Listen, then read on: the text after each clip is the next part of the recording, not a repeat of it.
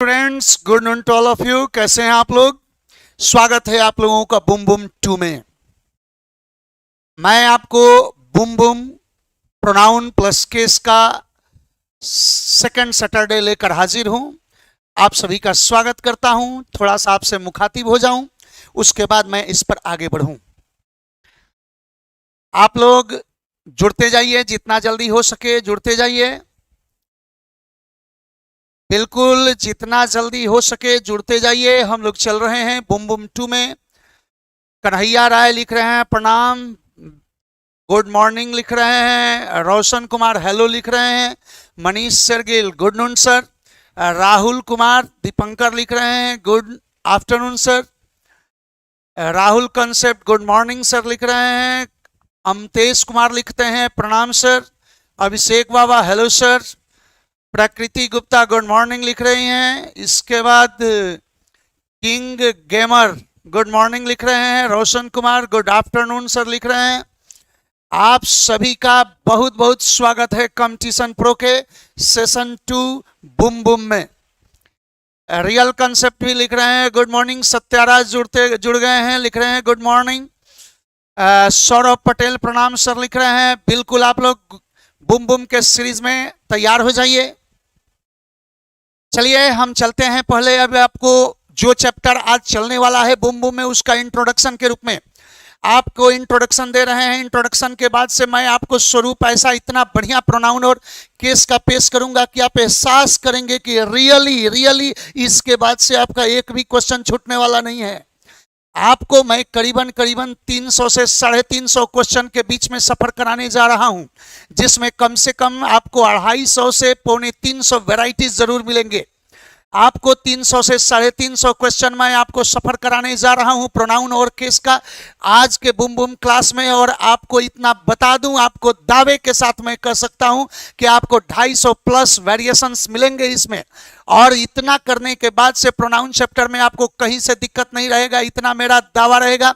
चलिए शुरुआत करता हूं। थोड़ा सा इंट्रोडक्शन में आते हैं कि कॉन्सेप्ट हम क्या बता रहे हैं, कंटेंट्स क्या होगा, क्या क्या चीज हम आपको इसमें चर्चा करने जा रहे हैं। ध्यान रखा जाए कि जब आप प्रोनाउन पढ़ रहे हैं, तो सबसे पहले आप कंटेंट्स ऑफ प्रोनाउन में क्या क्या पढ़िएगा, थोड़ा सा ध्यान दीजिए।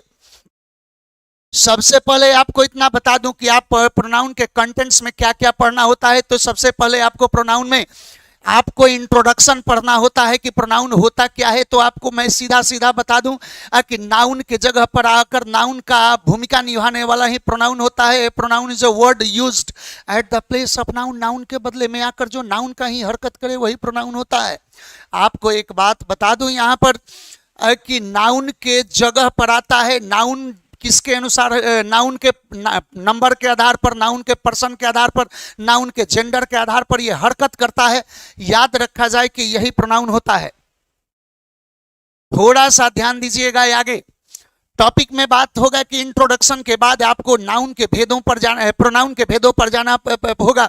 वो होता है पहला पर्सनल प्रोनाउन। आप पर्सनल प्रोनाउन का नाम सुने होंगे। पर्सनल का प्रोनाउन 3 पर्सन से मिलकर बना होता है। First person, second person, third person. I we first person, you second person, he she it they one, ये सब थर्ड पर्सन का प्रयोग किया जाता है। हाँ, कोई नेम भी जो होता है वो थर्ड पर्सन होता है, ध्यान रखा जाए। याद रखा जाए। आपको आगे बता रहा हूं, थोड़ा सा इस मुद्दा पर ध्यान देंगे कि इसके बाद हमको यहां से सबसे ज्यादा क्वेश्चन आपको पर्सनल प्रोनाउन से आते हैं। पर्सनल प्रोनाउन ऐसे होते हैं जो नाउन के अनुसार तो रिएक्ट करते ही हैं, प्रोनाउन के लिए भी रिएक्ट करने लगते हैं, इसलिए इनकी भूमिका बड़ी हो जाती है। इसलिए थोड़ा सा ध्यान देने की जरूरत है। रिफ्लेक्सिव प्रोनाउन जो है वो रिफ्लेक्शन से बना है। याद करें, जो रिफ्लेक्ट करता है सब्जेक्ट के किए गए कार्य से, सब्जेक्ट को ही रिफ्लेक्ट करता है। आप myself, yourself, himself, themselves का भरपूर यूज करते होंगे। ये रिफ्लेक्सिव प्रोनाउन है, इससे भी क्वेश्चन होता है, ध्यान रखा जाए। ये भी महत्वपूर्ण क्वेश्चन होता है। इंफैटिक जो होता है, ध्यान दें, ये भी आपको my self, yourself, himself होता है, लेकिन ये इंफेसाइज करता है। सब्जेक्ट के लिए आएगा तो सब्जेक्ट को इंफेसाइज करेगा, ऑब्जेक्ट के लिए आएगा तो ऑब्जेक्ट को इंफेसाइज करेगा, लेकिन यह इंफेसाइज करने के लिए यूज किया जाता है। याद रखें मेरे भाई, वो इंफैटिक। हाँ, आप रिफ्लेक्सिव प्रोनाउन और इंफैटिक प्रोनाउन को पर्सनल प्रोनाउन के कंपाउंड फॉर्म के रूप में भी आप स्टडी इसको कर सकते हैं, ध्यान रखें। आगे बढ़ते हैं। पॉसेसिव प्रोनाउन ध्यान रखा जाए कि पॉसेसिव प्रोनाउन में आप सुने होंगे दो तरह के पॉसेसिव, माई और mine, our, ours, your, yours, their, theirs, her, hers. तो जो आप my, your, our, their, his, her देखे हैं, ये पॉसेसिव एडजेक्टिव के रूप में यूज किए जाते हैं, जबकि माइन, आवर्स, योर्स, देयर्स ये सब जो है ये पॉसेसिव प्रोनाउन के रूप में यूज होता है। तो माइन, आवर्स, योर्स, देयर्स इन सब का मैं चर्चा आगे एक्सप्लेन करूंगा क्वेश्चन के साथ, आपको कोई दिक्कत नहीं होगा, या ध्यान रखिएगा। बात बनता है पॉसेसिव प्रोनाउन भी आपका क्लियर हो जाएगा। डेमोन्स्ट्रेटिव प्रोनाउन होता है जो डेमोन्स्ट्रेट करता है, नाउन के बदले में आकर नाउन को डेमोन्स्ट्रेट करता है, इशारा से पेश करता है, उसे पॉइंट आउट करता है। तो जो पॉइंट आउट करने के लिए यूज होता है उसी को हम डेमोन्स्ट्रेटिव कहते हैं। दिस, दैट, दिस, दोज का प्रयोग करते हैं, सच का प्रयोग इसमें करते हैं। ध्यान रखा जाए कि दिस, दैट, दिस, दोज, सच का प्रयोग डेमोन्स्ट्रेटिव के दायरे में किया जाता है। आपको बात बनता है इंट्रोगेटिव प्रोनाउन। आप जानते होंगे इंट्रोगेटिव, इंट्रोगेट होता है प्रश्न करना, इंट्रोगेटिव प्रश्न करने वाला, नाउन के बदले में आकर जो नाउन के लिए प्रश्न करे उसे इंट्रोगेटिव प्रोनाउन कहा जाता है। WH वर्ड को आप जानते होंगे, WH वर्ड को आप जानते होंगे, हु, विच, व्हाट, हुम, ये सब इंट्रोगेटिव प्रोनाउन के रूप में यूज किया जाता है। हाँ, WH वर्ड कई रूप में आते हैं, इसलिए मैं ज्यादा इसको अभी एक्सप्लेन नहीं करूंगा। WH वर्ड इंट्रोगेटिव प्रोनाउन के रूप में भी आते हैं, WH वर्ड इंट्रोगेटिव एडजेक्टिव के रूप में भी आते हैं, WH वर्ड रिलेटिव के रूप में भी आते हैं, WH वर्ड इंट्रोगेटिव एडवर्ब के रूप में भी आते हैं, WH वर्ड कंजंक्शन के रूप में भी आते हैं। कई तरह से WH का प्रयोग किया जाता है। अतः मैं अभी कुछ इसमें ज्यादा कुछ आपको इलेबोरेट नहीं करने जा रहा हूं, आपको इतना ही बताने जा रहा हूं कि WH का प्रयोग प्रोनाउन के रूप में करेंगे, इंट्रोगेटिव प्रोनाउन के रूप में, और रिलेटिव प्रोनाउन के रूप में भी WH का प्रयोग होता है। हु, विच, व्हाट, हुम का प्रयोग रिलेटिव प्रोनाउन के रूप में भी किया जाता है। इसमें एक एक्स्ट्रा ऐड हो जाता है जो दैट होता है। ध्यान रखा जाए ये डिफाइनिंग क्लॉज के साथ हमेशा यूज किया जाता है। जो WH का बाकी स्वरूप है, हु, विच, ये सब का प्रयोग डिफाइनिंग, नॉन डिफाइनिंग दोनों में यूज किया जाता है, जबकि दैट का प्रयोग केवल डिफाइनिंग क्लोज में किया जाता है। मैं आपको उसका आगे चर्चा करूंगा क्वेश्चन के साथ, इसलिए अभी डिफाइनिंग नॉन डिफाइनिंग में आप उलझे नहीं। आपको यह बता दूं कि मैं आपको 16 टाइप का क्वेश्चन बताया हूं प्रोनाउन प्लस केस में। थोड़ा सा ध्यान दीजिएगा। इंडेफिनिट प्रोनाउन है जो नाउन के बदले में आकर नाउन को इंडेफिनिट वे में पेश करे, उसको इंडेफिनेटली इंट्रोड्यूस करे, वो कौन होता है इंडेफिनिट प्रोनाउन? आप जानते होंगे ऑल, सम, मोस्ट, समवन, एनीवन, ये सब प्रयोग किया जाता है। ये सब इंडेफिनिट प्रोनाउन के रूप में यूज किए जाते हैं। आगे इसका चर्चा मैं करूंगा। डिस्ट्रीब्यूटिव प्रोनाउन है जो नाउन के बदले में आकर नाउन को बांट कर दर्शावे, अलग अलग करके दर्शावे, उसे डिस्ट्रीब्यूट करे यूनिट के रूप में, एक एक यूनिट बनाकर पेश करे, तो उसे डिस्ट्रीब्यूटिव कहते हैं। ध्यान रखें आप, each, everyone, either, neither, any, anyone, इन सब का प्रयोग देखे होंगे, ये डिस्ट्रीब्यूटिव के रूप में यूज किए जाते हैं। याद रखें, इनका भी चर्चा मैं आगे क्वेश्चन के रूप में करूंगा। आगे बात बनता है रेसिप्रोकल प्रोनाउन के बारे में। रेसिप्रोकेट करता है, जो म्यूचुअल रिलेशन को दर्शाता है, रेसिप्रोकल रिलेशन को दर्शाता है, एक दूसरे के लिए परस्पर अगर खड़ा हो जाता है तो उसे हम रेसिप्रोकल प्रोनाउन कहते हैं। याद रखिएगा, रेसिप्रोकल प्रोनाउन के रूप में हम ईच अदर और वन अनदर का प्रयोग देखते हैं। ईच अदर और वन अनदर का प्रयोग हम रेसिप्रोकल के रूप में देखते हैं, आपको आगे इसमें बताएंगे। याद रखिएगा, प्रोनाउन के सुपरफ्लुअस यूज भी बहुत खतरनाक होते हैं। जहां यूज करना होता है वहां से प्रोनाउन को हटा देता है, या नहीं तो जहां नहीं यूज करना है वहां पर ऐड कर देता है, वो सुपरफ्लुअस होता है। इससे क्वेश्चन बहुत यूज किए जाते हैं। इनअप्रोप्रिएट वही हुआ कि चाहे सुपरफ्लुअस कहें या इनअप्रोप्रिएट कहें, इसी का एक अंग है ओमिशन ऑफ प्रोनाउन। ध्यान रखा जाए कि जहां यूज करना है वहां पर से अगर प्रोनाउन हटा देता है, या जहां नहीं यूज करना है वहां लगा दिया, वो तो हमारा सुपरफ्लुअस था, इसमें कोई शक नहीं था। परंतु यदि ध्यान रखा जाए कि कभी कभी खासकर यह रिलेटिव प्रोनाउंस पर एप्लीकेबल होता है, खासकर यह रिलेटिव प्रोनाउंस पर एप्लीकेबल होता है कि ओमिशन से भी काम चलाते हैं। वहां क्लॉज फॉर्मेशन में हम ओमिशन करके भी प्रोनाउन का हम आगे बढ़ जाते हैं, और वहां पर भी हमें स्टडी करना होगा, कहीं उसके वजह से आप गलती ना काट दें। ध्यान दें, अब यहां से केसेस का क्वेश्चन होता है। सारे के सारे किताब, जो भी किताब आपको पढ़ने को मिलते हैं उसमें केस चैप्टर जो है वो नाउन में पढ़ने को मिलता है, बिल्कुल सत्य है, इसमें कोई शक नहीं है। लेकिन नाउन का जो केस होता है वो केवल स्टडी के लिए आपको जेनेटिव केस यानी पॉसेसिव केस, अपोस्ट्रोफ केस तक सीमित हो जाता है। इससे ज्यादा नाउन का केस जल्दी आपको क्वेश्चंस में नहीं आते हैं, इसलिए केसेस आप नाउन से ज्यादा प्रोनाउन के खतरनाक मानिएगा, और एग्जाम में नाउन प्रोनाउन को कंबाइन केस पढ़ना ज्यादा बेहतर होगा एग्जाम के लिए। आपको स्टडी के लिए केसेस जो होगा वो दो तरह से, इसमें तीन तरह से पढ़िए। एक पढ़िएगा कि cases based on nouns, cases based on nouns यानी नाउन पर आधारित जो केसेस होते हैं, जिसमें खासकर आपको जेनेटिव या अपोस्ट्रोफ एस का प्रयोग जो कहें, इसको जेनेटिव कहा जाता है, पॉसेसिव कहा जाता है, याद करें अपोस्ट्रोफ एस के प्रयोग से आप पढ़ें, ये बिल्कुल होगा। फिर है केसेस बेस्ड ऑन प्रोनाउंस। ध्यान रखा जाए कि नाउन से ज्यादा केसेस खतरनाक प्रोनाउन के होते हैं, जो कि आपको पर्सनल प्रोनाउन से लेकर और इंडेफिनिट आदि आदि हर प्रोनाउन का जितना भी दायरा है, सबका अलग अलग सब्जेक्टिव, जेनेटिव, ऑब्जेक्टिव आपको प्रोनाउन का भी पढ़ना पड़ता है। मैं पहले भी इंट्रोडक्शन में आपको बता दिया हूं कि जो जो हरकत नाउन करेगा वो हर हरकत प्रोनाउन करेगा, इसलिए आपको बच के रहना है। यहां पर थोड़ा सा ध्यान दीजिएगा। अब है कि generative apostrophe S with pronoun. ध्यान रखा जाए कि कुछ ऐसे प्रोनाउन होते हैं जो प्रोनाउन होने के बावजूद जेनेटिव अपोस्ट्रोफ एस के दायरे में बनाते हैं, अतः उससे भी हमको सावधान रहने की जरूरत है, उसको भी पढ़ने की जरूरत है। ये आपको 16 टाइप मैं आपको बताने जा रहा हूं प्रोनाउन में। ये 16 तरीका मैं आपको प्रोनाउन और केस के क्लास में आपको इंट्रोड्यूस करने जा रहा हूं। थोड़ा सा एक बात ध्यान दीजिए। चलिए मैं यहां से आपको क्वेश्चन के दौर में आपको अपने चैनल कंपटीशन प्रो में बूम बूम क्लास में प्रोनाउन प्लस केस का आपको शेयर कराऊंगा। परंत धनंजय कुमार उपाध्याय लिख रहे हैं, बहुत ही सुंदर, थैंक यू।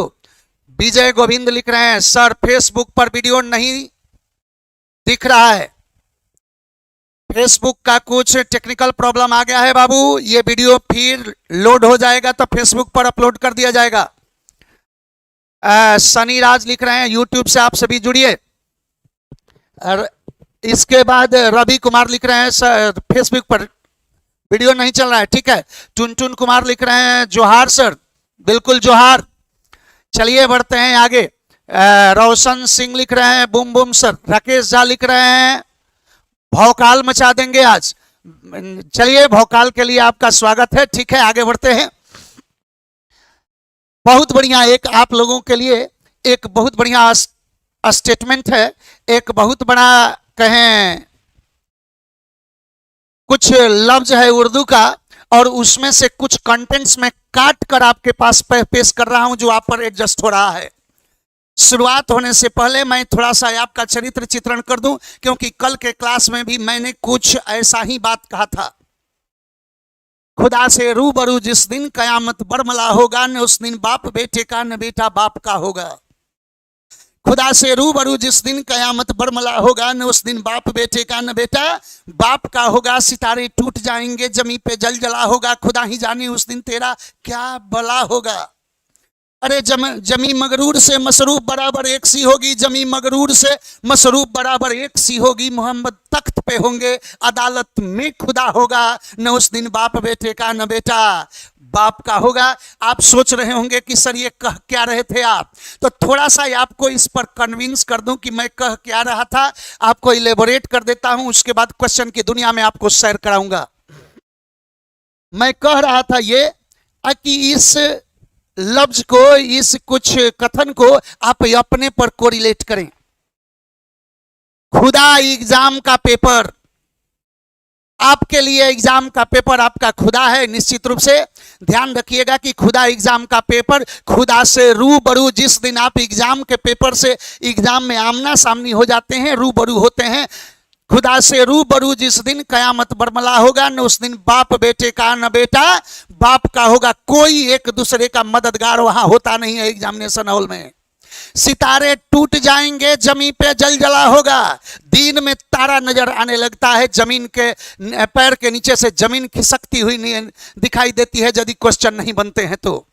याद रखिएगा कि सितारे टूट जाएंगे, जमीन पर जल जला होगा, खुदा ही जाने उस दिन तेरा क्या भला होगा। एग्जामिनेशन हॉल में जब तू बैठते हो तो वहां मत्था पीट लेते हो, क्वेश्चन नहीं बनता है तो कि अरे ये क्या भला आ गई है। जमीन मगरूर से मसरूफ बराबर एक सी होगी। जमीन आसमान एक नजर आने लगता है, आप बिल्कुल द्वंद्व में फंस जाते हैं कि ये क्या हो रहा है, क्वेश्चन नहीं बन रहा है। जमीन मगरूर से मसरूफ बराबर एक सी होगी, मोहम्मद तख्त पे होंगे। आपका जो माउस है एग्जामिनेशन में, और जिसे आप OMR सीट कहते हैं, वो जस का तस रखा का रखा रह जाता है तख्ते पर। और अदालत में खुदा होगा और इंटरनेट पर आपका रिजल्ट मिल जाता है, वो खुदा के रूप में जिससे कभी भेंट होता नहीं है। तो ध्यान रखें, इससे बचने की जरूरत है। आप सभी पॉजिटिव वे में बढ़ें। क्वेश्चन की दुनिया में मैं अब आपको स्वागत करता हूं कंपटीशन प्रो में। Government department should share information with one another so that their records are up to date। Government department से एक साथ यूज होता है, कोई दिक्कत नहीं है। Government department should share information with one another. Departments दो से ज्यादा हो सकते हैं तो वन अनदर भी आ सकता है। सो दैट, ताकि the records are up to date. The records के जगह देयर रिकॉर्ड्स होना चाहिए ताकि उनका रिकॉर्ड अप टू डेट रह सके। Option number D. If a software company sends its implies software company, अपने लिए ही its यूज की है, सही है। If a software company sends its employees abroad to work for a foreign client, they pays them। they pays them नहीं, it pays them होना चाहिए। Software company के लिए दे कैसे यूज करेंगे? Answer number You and I are responsible for this loss। ध्यान दीजिए, responsible for this loss, ये कह रहा है कि किसी पर ब्लेम हो रहा है, वो अपने में ब्लेम स्वीकार कर रहे हैं। और आपको याद होगा कि जनरल सेंस में तो 231 आता है, लेकिन यदि किसी का अपराध बोध हो, गलती स्वीकारना हो, तो वहां फॉर्मूला 123 हो जाता है। हाँ, प्लूरल में भी मैं बोला था कि फॉर्मूला 123 का होता है। तो यहाँ यू एंड आई नहीं, आई एंड यू होगा, क्योंकि यहाँ रेस्पॉन्सिबल फॉर दिस ब्लंडर, तो वहां पर वो अपना गलती मान रहा है। तो गलती मानेगा तो आई, यू एंड आई नहीं, आई एंड यू हो जाएगा। Answer number A. The dog I have bot, कुत्ता जो मैं खरीदा हूं, लुक्स मोर फेरोसियस, वो ज्यादा भयावह दिख रहा है, देन यू हैव, यहां पर गलती है। The dog I have bought looks more ferocious than you have, जो कुत्ता आपके पास है या आप खरीदे हैं उससे ज्यादा भयावह नजर आ रहा है। लॉजिकल से बात करेंगे तो बनेगा कि the dog I have bought looks more ferocious than the one you have, उस वाला से जो आपके पास है, और नहीं तो देन दैट यू हैव होना चाहिए। आप ऑप्शन मिल गया होगा। Answer number D. Despite the merger, विलय के बावजूद, the airline has reported sizeable losses, airline जो है भारी क्षति दर्शाई है, एंड इज अनेबल टू पे, देयर इंप्लाइज की इट्स इंप्लाइज, एयरलाइन के लिए यूज करना है, एयरलाइन के लिए देयर नहीं, क्या होना चाहिए? इट्स।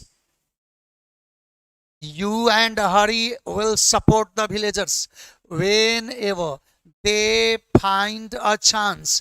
ध्यान रखा जाए, you and Hari will support, you and Hari will support the villagers whenever they के जगह you होगा। आपको याद होगा कि यदि सेकंड पर्सन यानी 231 के फॉर्मूले में फर्स्ट पर्सन भी रहता है तो ज्वाइंट फॉर्म वी होता है, अब फर्स्ट न रहे तो ज्वाइंट फॉर्म यू हो जाता है। तो यू एंड हरी के लिए ज्वाइंट पर्सनल फॉर्म दे तो होगा नहीं, अब वी होगा नहीं, तो क्या होगा? सीधा सीधा यू का प्रयोग करेंगे। आपका जवाब मिल गया होगा। Option number Sunil along with his friends as well as along with and not rather than except like in addition to accompanied by together with से जुड़ जाए तो हर स्टेप किसके आधार पे? फर्स्ट वाले के आधार पर, सॉरी साहिल है तो साहिल के आधार पे, साहिल के आधार पर ये फ्रेंड्स और साहिल जुड़े हैं along with से, तो साहिल के आधार पर चलेंगे। तो हैज सही लगा हुआ है, has failed to perform their duty के जगह हीज ड्यूटी होगा। आंसर नंबर कौन बना? The jury were sitting comfortably in its seats। ध्यान रखा जाए, यहाँ जूरी किस रूप में आया है? तो नाउन ऑफ मल्टीट्यूड के रूप में आया है। जूरी अपना अपना स्थान पर बढ़िया से बैठ गई है, इसका मतलब कि जूरी के हर सदस्य बैठ गए हैं, तो नाउन ऑफ मल्टीट्यूड हो गया। तो मल्टीट्यूड हो गया तो प्लूरल हो जाता है, तो वर्ड सही है। Sitting comfortably in its seat के जगह देयर सीट होना चाहिए। आंसर नंबर मिल गया होगा सी। आगे है ईच ऑफ अस, हम में से प्रत्येक कोई, हैज डिसाइडेड टू पे। अब ईट्स के जगह क्या करेंगे? तो ईच ऑफ अस है तो आवर का प्रयोग करेंगे। क्यों करेंगे? क्योंकि डिस्ट्रीब्यूटिव में ऑफ अस रहता है तो वहां पर्सनल फॉर्म वी ग्रुप का प्रयोग करते हैं। ऑफ यू रहे तो यू ग्रुप, थर्ड पर्सन रहे तो ही सी इट ग्रुप, कई बार बोल चुके हैं। आंसर नंबर कौन बनेगा? The officials object to them wearing long dresses for the inaugural dance at the Kanpur club. ध्यान रखा जाए कि the officials object to them wearing नहीं, देयर वियरिंग होना चाहिए। आपत्ति की है किस चीज पर, तो उनके पहनावा पर, उनके लॉन्ग साड़ीज पहनावा पर, लॉन्ग ड्रेसेस पहनावा पर, तो देम के जगह देयर यूज करेंगे। ऑप्शन नंबर कौन बना? ही प्रेजेज ही पब्लिकली, वो ही प्रेजेज हो गया, ये तो सही है। हिम कैसे होगा? हिमसेल्फ होगा, वो अपना तारीफ करते हैं पब्लिक में, तो ही प्रेजेज हिमसेल्फ पब्लिकली होगा। आंसर नंबर कौन बना? You and I tried his best नहीं, योर बेस्ट होना चाहिए। अभी अभी तो बोले हैं कि अगर फर्स्ट पर्सन न रहे तो यू ग्रुप की का प्रयोग किया जाता है, अतः हिज बेस्ट के जगह योर बेस्ट का प्रयोग करेंगे। Our dog may look fierce, हमारा जो कुत्ता है वो भयावह भले दिख रहा हो, मे लुक वो भयावह दिख सकता है, but that would not hurt a fly. ध्यान रखा जाए, कह रहा है क्या कि our dog may look fierce but that would नहीं होगा। ध्यान रखा जाए कि यहां पर कुत्ता के लिए इट का प्रयोग करेंगे कि it would not hurt a fly. Option number आपको मिल गया होगा, option number C. The girl of that sister, the girl of that sister, उस लड़की की जो बहन है, works there, sorry, the girl of that sister works there is my friend. देखिए ये बनावट यहीं पर उलझ गया है, सीधा सीधा बनेगा, सीधा बनेगा कि ऑफ दैट नहीं होगा। ऐसे भी दैट ऑफ यानी दैट रिलेटिव अपना ऑफ या कोई प्रीपोजिशन लेता नहीं है, तो सीधा सीधा बनेगा क्या कि the girl whose sister works, वो लड़की जिस की बहन कार्य करती है वहां, वो मेरी फ्रेंड है, तो हुज सिस्टर होगा। आंसर नंबर कौन बना? The manager has not yet replied to the customer letter asking about her loan application। ध्यान रखा जाए कि the manager has not yet replied to the customer letter नहीं, कस्टमर्स लेटर होना चाहिए, कस्टमर के लेटर का जवाब नहीं दिया, तो आंसर नंबर कौन बना है? सी। हु आर यू, आप कौन आदमी हैं? Who should pay this charge. ध्यान दें, हु आर यू नहीं होना चाहिए, हु आर यू। हाँ, हु आर यू सही है, हु के जगह दैट का प्रयोग करेंगे, क्योंकि अभी अभी हम आपको बोले हैं कि यदि इंट्रोगेटिव रहे हु का या व्हाट का, यदि हु या व्हाट का इंट्रोगेटिव रहे तो उसका रिलेटिव प्रोनाउन हु नहीं दैट का प्रयोग होना चाहिए। हम कह सकते हैं कि कौन सा आदमी है, who is the boy, who can solve this question नहीं, that can solve this question. तो उसी तरह who are you, that should. Answer number कौन बना? B. The girl and her doll, which were the girl and her doll, which were very cute, fascinated everyone in the party। जब कहीं human being और and non living दोनों एक साथ आ जाए तो उसका रिलेटिव प्रोनाउन विच नहीं दैट आएगा। एंटीसीडेंट के रूप में यदि ह्यूमन बीइंग नॉन लिविंग दोनों एक साथ आ जाए तो वहां पर न हु आएगा न विच आएगा, रिलेटिव हमेशा दैट का प्रयोग किया जाएगा। आंसर मिल गया होगा option number A. My father that is a singer is 50 years old। ध्यान दीजिए यहां गलत है, क्यों गलती है?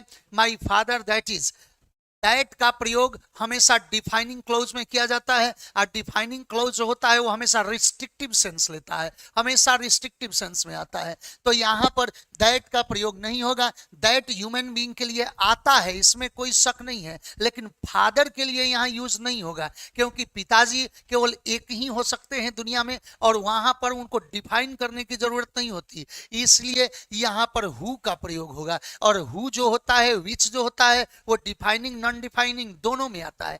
यहीं पर यदि कह दें कि माई सिस्टर दैट इज, तो वो सही हो जाएगा। आपकी बहन एक से ज्यादा हो सकती है, वहां डिफाइन कर सकते हैं कि कौन वाली, लेकिन पिताजी के लिए दैट आप कभी मत यूज कीजिएगा, बहुत एक्सेप्शनल पॉइंट है, इसलिए याद रखिएगा यह बात। Answer number A. There is no student, कोई छात्र ऐसा नहीं है in my class but does not know Hindi language. ध्यान रखा जाए, मैं अभी अभी चर्चा किया हूं कि बट का प्रयोग भी रिलेटिव प्रोनाउन के रूप में होता है। बट रिलेटिव प्रोनाउन के रूप में होता है, तो यहाँ बट का जब रिलेटिव प्रोनाउन होगा तो इसका अर्थ हो जाता है हु डॉट डॉट नॉट या विच डॉट डॉट नॉट। ध्यान रखिएगा, ये पॉइंट किताबों में चर्चा बहुत कम है, हु डॉट डॉट नॉट और विच dot dot not.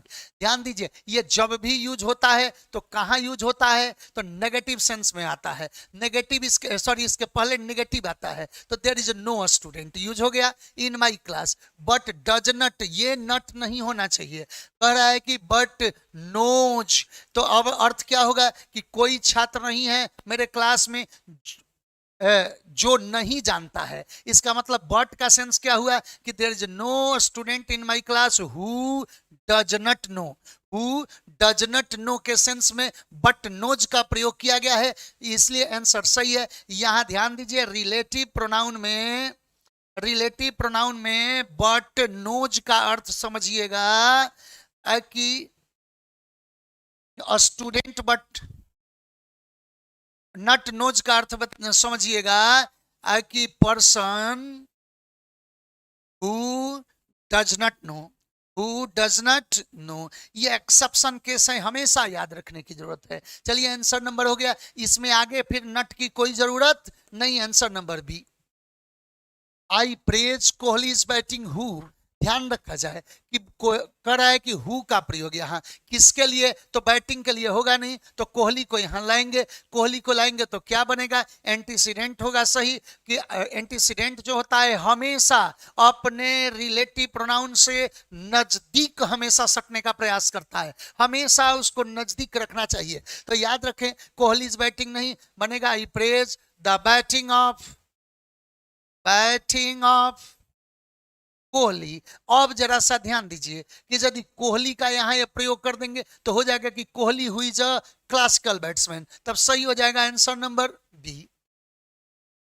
He has an imprudence would carry him through anything.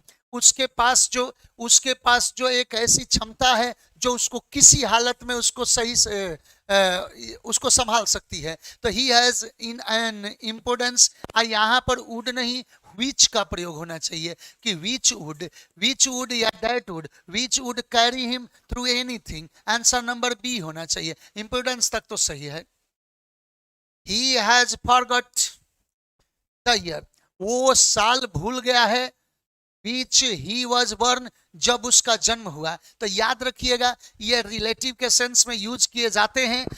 Adverbial भी ये यूज होते हैं, क्या कि यदि समय सूचक बात रहे तो उसके लिए when यूज करें, यदि प्लेस दर्शाना हो तो उसके लिए वेयर का प्रयोग करें। तो ध्यान रखा जाए कि he has forgotten the year, which नहीं, क्या होना चाहिए, वेन होना चाहिए कि वो साल भूल गया है कि कब उसका जन्म हुआ। तो ईयर के लिए विच नहीं वेन का प्रयोग करेंगे। फिर वो कह दे कि he has forgotten the place, वो जगह भूल गया है, He was born कि उसका कहां जन्म हुआ है, तो वहां यहां ईयर के जगह पर प्लेस कर दे तो विच किस में बदल जाएगा, वेयर में बदल जाएगा। इसलिए ध्यान रखिएगा, इस तरह का भी क्वेश्चन एग्जाम में आ रहा है। Option number B, one of the candidates has marked one's presence के जगह हिज प्रेजेंस, कुछ भी दिमाग लगाने की जरूरत नहीं है।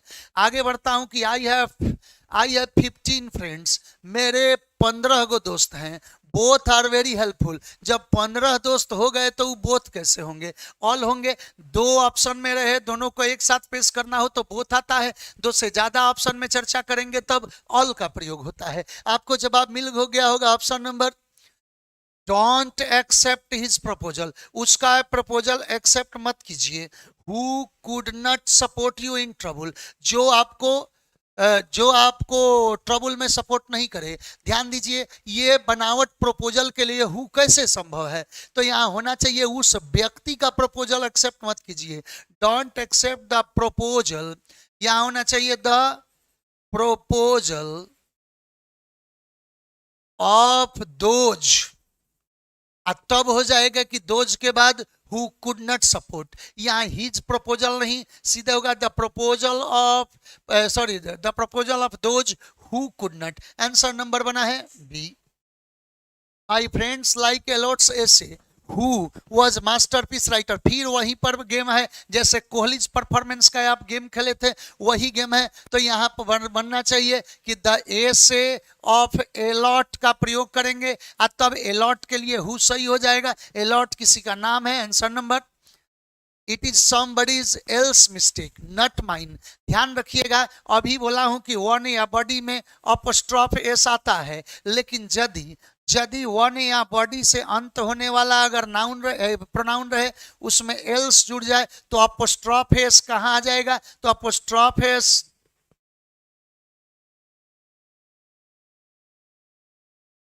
अपोस्ट्रोफेस एल्स में आ जाता है। तो अब बताइए कि क्या सही है क्या? तो नहीं, अब एल्स में अपोस्ट्रोफेस होना चाहिए। Option number B, Mohan's father's friend is a renowned lawyer. ध्यान रखा जाए, मोहन्स फादर्स फ्रेंड, यानी यहां पर डबल जेनेटिव नहीं यूज होता है। डबल जेनेटिव का सीक्वेंस नहीं यूज करेंगे, ये गलत माना जाता है। मोहन्स फादर्स फ्रेंड्स नहीं यूज करेंगे, बनेगा the friend of Mohan's father. The friend of Mohan's father का प्रयोग करेंगे। अब आपको जवाब मिल गया होगा। यहां पर ध्यान रखिएगा, सीक्वेंस जो आता है अपोस्ट्रोफेस का, इससे बचिएगा। सीक्वेंस जो आता है इससे बचिएगा। डबल जेनेटिव एक साथ यूज नहीं हो सकता है। आंसर नंबर कौन बनेगा? A. People have a right to criticise. लोगों का अधिकार है आलोचना करने का, but at the same time, लेकिन साथ ही, ईच ऑफ देम हैव की हैज, यहीं पर गलती है। आंसर नंबर कौन बन गया? D. Raju married Razia's his friend sister. Raju married Razia's his friend sister. ध्यान रखा जाए, यहां कह रहा है कि राजियाज हिज फ्रेंड, राजू शादी किया राजिया से। कौन सी राजिया? तो उसके दोस्त की जो सिस्टर है। थोड़ा सा ध्यान दीजिए, ये राजिया के लिए ही हिज फ्रेंड सिस्टर यूज किया गया है। इसका मतलब क्या है कि ये अपोजिशन है। और यदि अपोजिशन आ जाए तो अपोस्ट्रोफेस हमेशा अपोजिशन में यूज किया जाता है। याद रखा जाए कि यदि अपोजिशन आ जाए नाउन के साथ, तो अपोस्ट्रोफेस हमेशा कहां यूज कीजिएगा? अपोजिशन के साथ यूज कीजिएगा। तो बनेगा कि Razia his friend sister. Option number बनेगा B. He is going to barber. याद रखिएगा कि यदि कहीं कुछ वर्ड्स ऐसे हैं जो प्रोफेशन दर्शाते हैं या प्लेस दर्शाते हैं, तो ऐसा प्लेस कुछ है, कुछ वर्ड्स हैं जहां अपोस्ट्रोफ एस के बाद उनका प्रोफेशन की चर्चा नहीं किया जाता।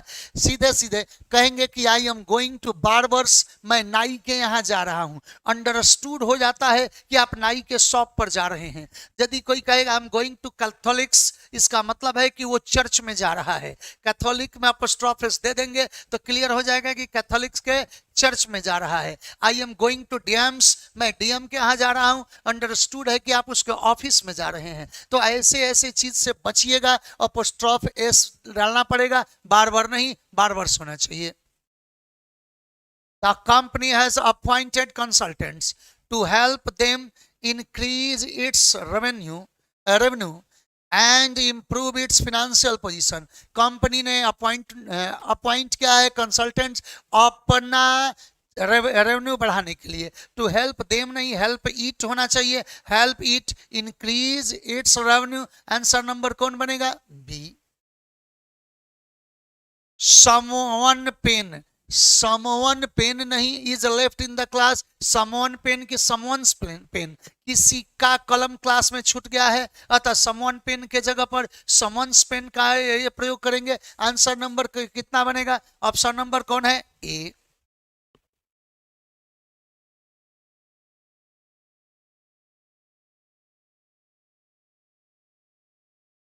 नहीं,